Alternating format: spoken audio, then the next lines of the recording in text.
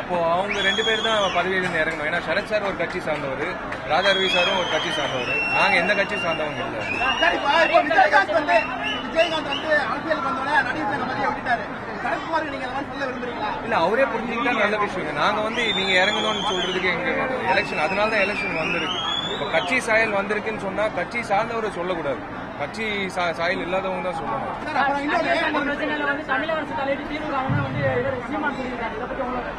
Sir இது வந்து 3000 இன்னும் மெம்பர்ஸ் எத்தனை பேர் இருக்காங்க கூட எனக்கு தெரியல.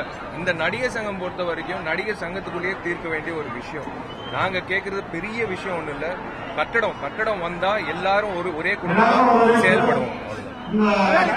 அவர் என்ன சொல்லிருக்காரு அப்படின்னா,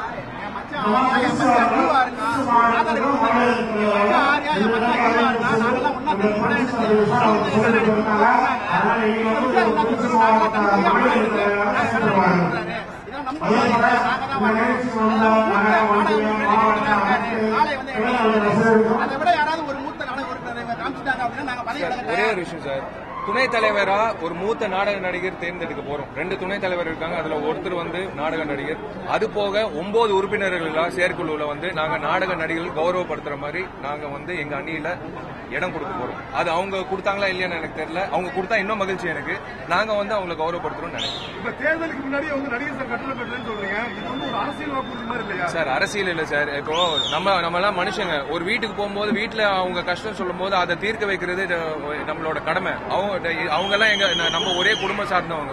அவங்களோட கஷ்டங்கள் சொல்லும் போது நாங்கெல்லாம் எங்களால முடிஞ்ச அளவுக்கு வெளியில சேவை செய்யும் போது சேரிட்டி ஸ்டார்ட்ஸ் அட் ஹோம்னு சொல்லுவாங்க. ஸோ அதனால வந்து மதுரை அவங்களுக்கு ஒரு அலுவலகம் வேணும்னு கேட்கறாங்க. அது தப்பே இல்லை. நாங்கெல்லாம் சார் கன்ஃபார்மா பின்வாங்க போறது இல்ல. அது கண்டிப்பா தேர்தலில் நிக்க போறோம், கண்டிப்பா வந்து ஜெயிக்க போறோம், அது உறுதி. அதாவது தென்னிந்திய திரைப்பட சங்கங்கிற பேர் எடுத்து அப்படியெல்லாம் இல்ல சார். என்னைக்குமே நடிகர் சங்கம் பொறுத்த வரைக்கும் நாடக நடிகர்கள் எப்பவுமே சேர்ந்து இருக்கிற ஒரு சங்கமா இருக்கும். நாடக நடிகர்கள் பிரிச்சு இருக்கிற சங்கமா எப்பவுமே செயல்படாது.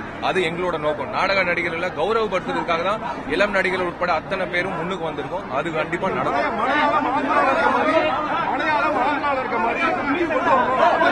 அப்படியெல்லாம்